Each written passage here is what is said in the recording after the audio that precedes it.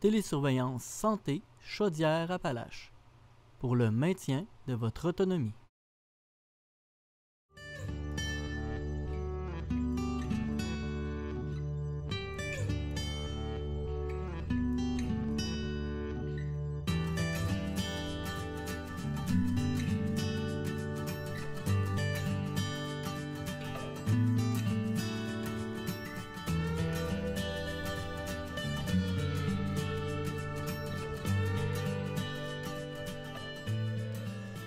Bonjour, bienvenue à Info Aîné. Aujourd'hui, on s'entretient avec le docteur Éric Gaudreault qui vient nous parler de sa pratique et comment avoir accès à un médecin de famille. Docteur Gaudreault, bonjour. Bonjour. D'abord, pourquoi s'intéresser, pourquoi avoir choisi la médecine familiale?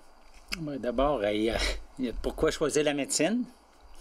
Bon, choisir la médecine, dans le fond, tu as le goût d'aider les gens. Je pense qu'à la base, c'est ça. D'avoir l'impression de vouloir aider les gens côté médical, côté humain, côté d'être proche des gens.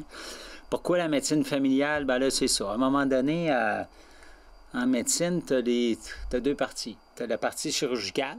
Il y a des gens qui aiment ça opérer, qui aiment ça être chirurgien, ORL, les yeux, le cœur et tout. Puis tu as la partie médicale, qui les spécialités médicales comme la cardiologie, la pneumologie. Puis là, tu as la médecine familiale qui englobe un peu tout. La médecine familiale, pourquoi la médecine familiale? Ben, je pense que c'est la vision globale du patient. C'est la vision du bébé d'une journée de vie à 97 ans. On dit 0 à 97 ans. Bien, la médecine familiale, c'est à peu près ça. C'est la diversité de tout ça. La pédiatrie, après ça, tu as l'ado. Après ça, tu as le jeune adulte. Après ça, tu vois, moi, je commence à être vieux un peu, fait que là, j'ai les parents, les jeunes que j'ai vus qui sont rendus parents, je vois les enfants, fait que tu vois les générations. Tu suis le grand-père, la grand-mère, le père, le fils, le petit-fils, fait que tu as le côté familial, le mot le dit bien, côté familial. Puis en médecine familiale, ben, tu peux faire plein de choses. Tu peux faire de l'hospitalisation, tu peux faire de l'urgence, tu peux faire du CHSLD, tu peux faire du bureau, tu peux spécialisé un peu, c'est un dada, c'est un domaine malgré tout, mais ça reste quand même une vue d'ensemble qui est le fun, je pense, pour, en tout cas, moi, j'ai jamais regretté mon choix parce que c'est diversifié, c'est jamais la même chose. Tu es dans le bureau, tu vois un bébé de 2 mois, puis le patient d'après peut avoir 88 ans, puis on saute un peu du coq à l'âne, fait que c'est pas routinier, je pense que c'est une profession qui est, je pense, encore merveilleuse, quoi qu'on en dise. Mais ça donne une vue d'ensemble aussi là, au niveau génétique, là, dans le sens qu'on a vu toute la famille passer pour connaître justement des maladies possibles qui risquent de se développer, qui sont héréditaires. Puis tu sais, la génétique, comme tu dis, c'est vraiment fort. Puis tu as le côté biosocial, là-dedans, social, la famille. Tu connais le père, puis souvent la pomme tombe pas loin de l'arbre, l'enfant, le père, lui est asthmatique, l'autre est asthmatique. Tu sais, ça regroupe tout ça, puis c'est ça qui est intéressant. Hein. C'est ça qui est beaucoup intéressant. Je pense qu'il va intéresser nos téléspectateurs. C'est comment avoir accès aux médecins de famille, parce qu'il y en a beaucoup au Québec, on le sait, qui n'ont pas de médecin de famille où les listes d'attente sont très longues. Écoute, ta question est très bonne. Comment est-ce qu'on fait pour avoir un médecin de famille? C'est sûr que présentement, au Québec, je pense qu'il y a à peu près 800 000 personnes qui n'ont pas de médecin de famille sur, on est quoi, 8 millions à peu près. 10%. Grosso modo, tu as un Québécois sur 5 qui n'a pas de médecin de famille. Il faut savoir que le Québécois sur 5, il y en a qui n'en veulent pas de médecin de famille. Le petit gars de 20 ans, 25 ans, qui n'est pas malade, il n'a pas de médecin de famille, puis il n'en veut pas, puis il n'a pas de besoin, dans le fond. Ça, c'est important quand même de le dire. Le problème présentement au Québec, oui, il y a des gens qui n'ont pas de médecin de famille, il y a des gens qu'on appelle orphelins, on devrait plutôt dire non inscrits. Un médecin de famille, orphelin, ça fait un peu... Bon, ça, c'est un gros problème. Ici, dans la région, si on parle régionalement, on a 3600 patients présentement qui sont orphelins. Ce qui est beaucoup, parce qu'il y a quelques années, on était à 500-600 quand même. On voyait pas mal tout, mais avec le décès du docteur Dion qui nous a quittés subitement, il y a le docteur Gilles Sanson qui a pris sa retraite, qui avait été quand même des médecins qui avaient beaucoup de patients, fait que ça alourdit le guichet beaucoup. Les gens, écoute, il se prend encore des patients, si t'es là, ton frère, ta soeur, ma mère, on essaye de temps en temps, on se fait tordre le bras, puis on résiste pas, puis on accepte, mais il se prend encore des patients. On a un guichet de patients orphelins. Moi, d'ailleurs, je suis le responsable médical du guichet. On a une équipe, on a une infirmière. On a des gens qui sont inscrits sur le guichet des patients orphelins. En fait, il y a un numéro de téléphone, il y a un site Internet. Si tu n'as pas de médecin de famille, tu t'inscris là. Dans ce guichet-là, il y a des ordres de priorité. Tu as des A, des B, des C, des D, des E. Tu as des gens, le gars de 20 ans qui est en bonne santé, bien sûr, il est en dessous de la pile. On essaie de prioriser les cas A qu'on appelle A, B, les cas plus urgents, les gens qui ont des cancers, les gens qui ont des maladies plus sérieuses, des maladies terminales, qui n'ont pas de médecin de famille. C'est sûr que ces gens-là, ils ont besoin d'un meilleur suivi. Ils ont besoin d'un meilleur suivi. Ils ont besoin d'un suivi. Ces gens-là sont pris en charge quand même parce qu'on se les sépare à tour de rôle comme médecin de famille dans la région. Tu comprends? C'est sûr qu'il y a des gens qui ont des maladies quand même importantes, qui sont diabétiques, mais qui ne sont pas à l'article de la mort ou des choses comme ça, qui sont sur le guichet. Puis ça tord mes boyaux un peu que ces gens-là ne soient pas suivis. Puis c'est sûr qu'on essaye de donner priorité aux gens qui sont plus malades là-dedans. Mais c'est important que les gens s'inscrivent quand même là, parce que dans les prochaines semaines, il peut se passer quelque chose. Là. Je ne vais pas te dire des affaires mais ça brasse. Là. Ça évolue. Puis peut-être dans les prochaines semaines, pour les patients... Il y a une volonté politique en ce moment. Il y a une volonté politique, oui, il y a une volonté politique présentement que ces patients orphelins soient pris en charge, soit individuellement ou par un groupe. Fait que dans la région, on regarde ça drôlement là, présentement. Ça peut débloquer quand même assez rapidement. Je vous dirais dans les prochaines semaines, il peut se passer de quoi quand même très, très intéressant pour les patients orphelins. Oui.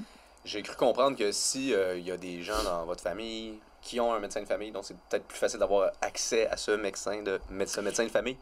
Bien, c'est sûr que, mettons, si je suis ta femme, tes 2, 3 enfants, puis toi, tu as un problème, bien, on rentre dans notre case l'autre. Ou ce qu'on dit aussi, les gens, mes patientes qui ont des enfants, je prends tous les bébés. Ouais. Tout le monde prend les bébés de leurs patientes. T'sais, on ne laisse pas le bébé orphelin, pas de suivi. Ça, on va les prendre. Les personnes malades, on essaye d'accommoder les gens le plus possible. Mais oui, il y a un problème d'accessibilité de ce côté-là pour les gens qui n'ont pas de médecin de famille ou qui ont perdu le médecin de famille subitement. C'est quoi les délais en moyenne dans la région? Bien, écoute, comme je te dis, les cas plus malades, plus urgents, le délai est assez rapide. Par contre, il y a des délais qui peuvent aller d'1 an, 2 ans. Pour les gens de 20 ans en bonne santé. Oui, ça peut être long. Par contre, il y a toujours des nouveaux médecins qui arrivent. Comme cette année, on devrait avoir 3 médecins. Normalement, si on a 2 à 3 quand on est chanceux, 2 médecins qui arrivent dans la région. Okay. On se pose souvent la question, pourquoi 2? Engagez-en plus. Chaque région du Québec est comme la nôtre. On n'est pas... Puis je te dirais qu'on est probablement une des bonnes régions. Il y a des régions beaucoup plus... démunis que nous autres en termes de médecins, que le délai d'attente sur les patients qui sont non inscrits ou orphelins qui est encore plus long, qui a encore plus de monde. Il y a beaucoup de régions que c'est pire que nous autres. Fait que les médecins, quand ils finissent, sont répartis globalement dans la province de Québec selon... La démographie. Démographie, les besoins, etc. Puis pour pas que tout le monde se ramasse à Montréal ou à Québec, puis que Thetford, il n'y a personne, puis à Blanc-Sablon, il n'y a vraiment plus personne. Fait que c'est... Chaque région du Québec sont desservies de façon à peu près égale. Il y a des comités paritaires là-dessus, le gouvernement, la FMOQ, pour qu'on mette ça le plus égal possible. Et nous autres, on a à peu près 2 à 3 par année qui viennent. C'est sûr que les jeunes qui commencent, bien, ils ne commencent pas avec 2000 patients quand ils commencent. Ils en envoient un par un. Puis, bon, ils prennent des patients du guichet. Notre mot d'ordre, nous autres, dans le coin, c'est les patients qui sont inscrits dans le guichet orphelin. Le jeune qui arrive peut prendre des patients d'un médecin qui est à retraite, mais on veut qu'il prenne 50% des patients qui viennent du guichet de patients orphelins pour que le patient, le médecin qui prend sa retraite, on ne veut pas que ces 2000 patients soient vus directement par les jeunes, puis celui qui est sur le guichet depuis 2 ans reste là encore 2 ans, puis ça devient un cimetière de patients orphelins. Ouais. Fait qu'on les oblige un peu à...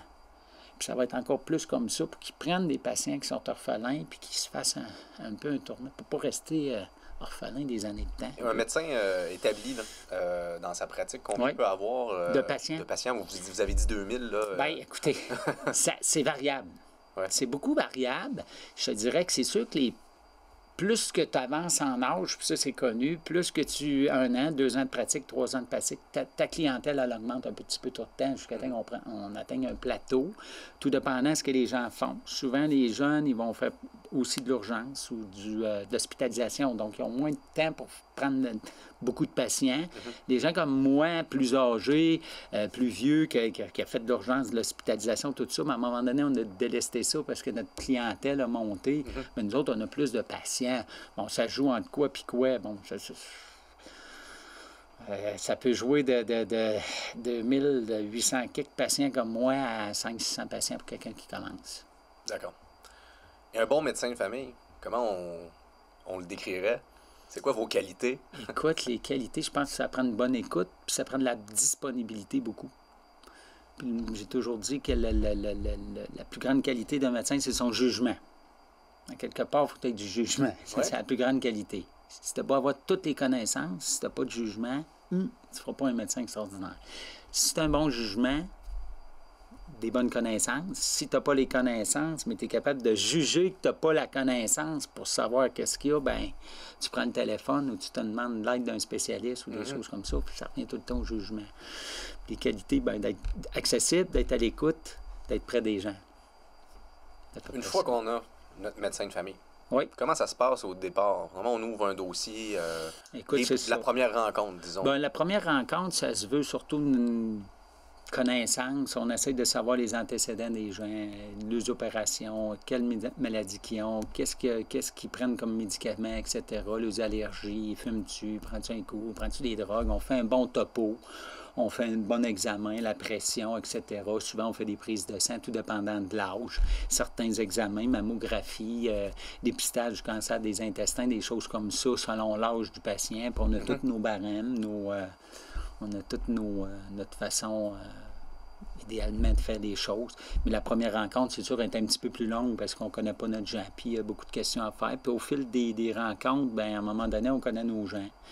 Puis à ce moment-là, c'est plus rapide, c'est plus facile quand ça fait 20 ans que tu vois la même petite face. Tu n'as plus besoin d'y demander.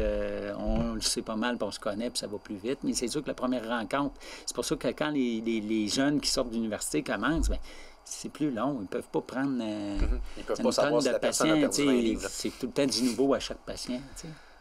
Tu comprends? Les changements drastiques sont difficiles à voir dans ce temps-là. Oui, c'est ça. Ouais.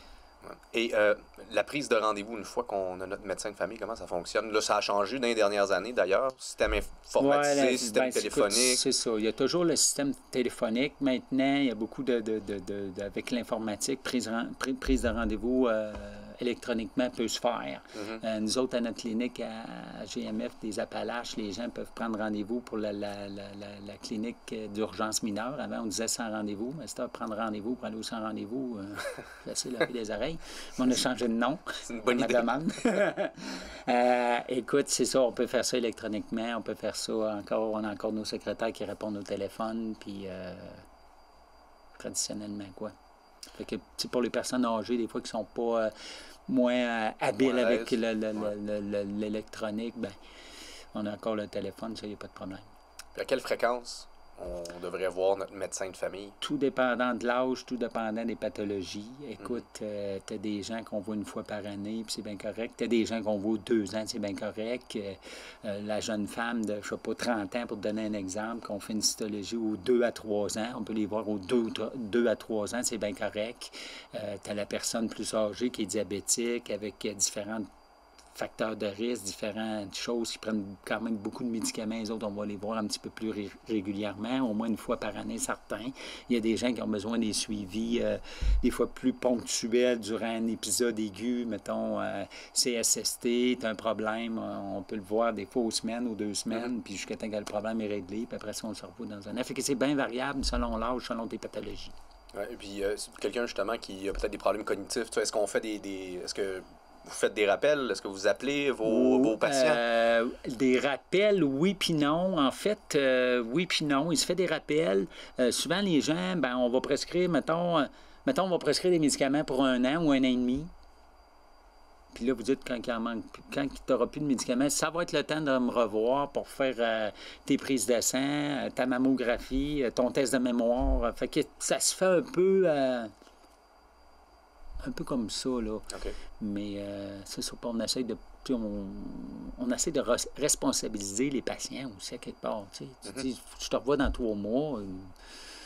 Moi, je ne le prendrai pas par la main, puis prendre son rendez-vous nécessairement dans 3 mois. Je vais dire, ben prends-le tout de suite ton rendez-vous, ou tu rappelles dans 3 mois parce que l'horaire n'est pas ressorti, puis ça, c'est ta responsabilité. Justement, responsabilité du patient et ses obligations envers son médecin de famille. Bien, écoutez, c'est sûr que le patient, c'est le patient qui est responsable de sa santé avant moi. Moi, je suis là pour l'aider. Si je prescris des médicaments, par exemple, pour la pression, ou il ne les prend pas, bien là, à quelque part, moi, je ne peux pas aller y mettre dans sa bouche à tous les matins, à toutes mes centaines de patients. Tu sais, la responsabilité du patient, il reste que c'est très important. Puis dans le contact avec ton patient, bien, c'est important que ça soit clair. Tu es responsable de... je te demande de perdre un peu de poids, ou je te demande de prendre ta pression chez vous ou à la pharmacie, de m'emmener ça, puis de voir si c'est correct ou pas, bien, c'est ta responsabilité. Si tu le fais pas, bien, quelque part, c'est ça. Mais la responsabilité du patient est très, très, très, très, très importante. Et les vôtres? Les nôtres, en tant que médecin, vos responsabilités, vos obligations. Je pense qu'on a beaucoup de responsabilités en face au patient qui te donne ta confiance. Hein? Tu sais, le patient qui vient te voir, il faut qu'il te fasse confiance à quelque part. Sinon, vous rentrez dans l'intimité des gens. On rentre dans l'intimité des gens, on rentre dans des fois dans le trip, là, tu sais, les gens nous confient beaucoup de choses que, bon, écoute, puis c'est correct, puis on est là pour ça, puis on est là pour écouter les gens.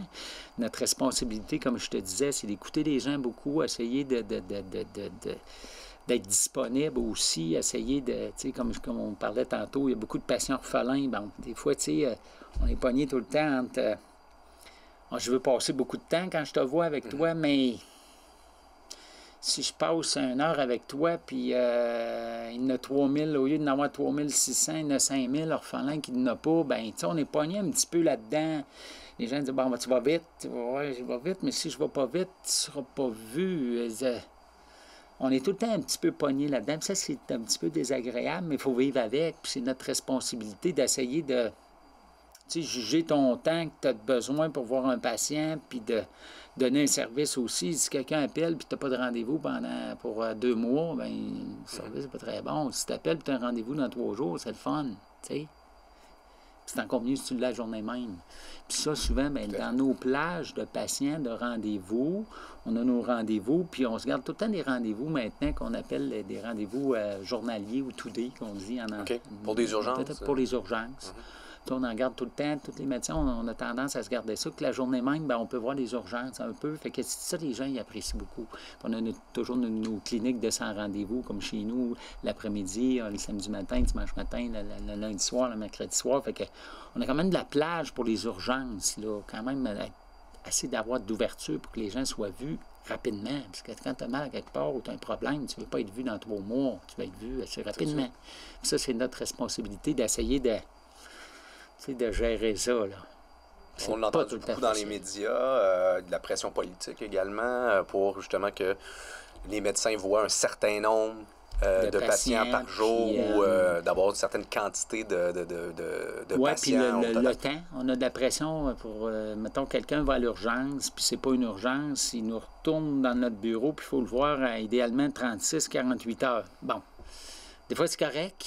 Des fois, tu te dis, ben là, tu es allé à l'urgence, tu as mal dans le dos, mettons, exemple, depuis 3 mois. Bon, je n'ai pas nécessairement à te voir dans 36 heures. Je peux te voir dans une semaine ou 2, puis ça va faire correct aussi. Tu sais, c'est tout ça qu'il faut gérer, puis que c'est pas évident. Mais c'est pas évident. Tu sais, c'est l'urgence. Nous autres, on sait c'est quoi qui est urgent, mais toi ou le commun des mortels ne sait pas si c'est urgent ou pas, son problème. Tu sais.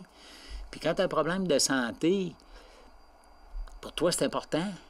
Pour toi, c'est urgent, mais c'est peut-être pas urgent, mais... Considérant l'ensemble des besoins. L'ensemble, puis, tu sais, comme on dit, il n'y a pas de mauvaise question, il y a juste des mauvaises réponses. Hein? C'est un peu ça. Là. Comment on doit se préparer avant son rendez-vous médical? Bien, idéalement, ce qu'on aime comme médecin quand on voit un patient, c'est qu'il sache les médicaments qu'il prend ou qu'il amène une vulgaire feuille de photocopie de pharmacie avec sa liste de médicaments. C'est un peu ça, d'arriver à l'heure, etc. là. Mais tu sais, si les gens ils ont au moins le feuille de médicaments, tu sais ce qu'il prend comme médicament, le patient, il a un rendez-vous à 8h30, il arrive à 8h25, on est bien content.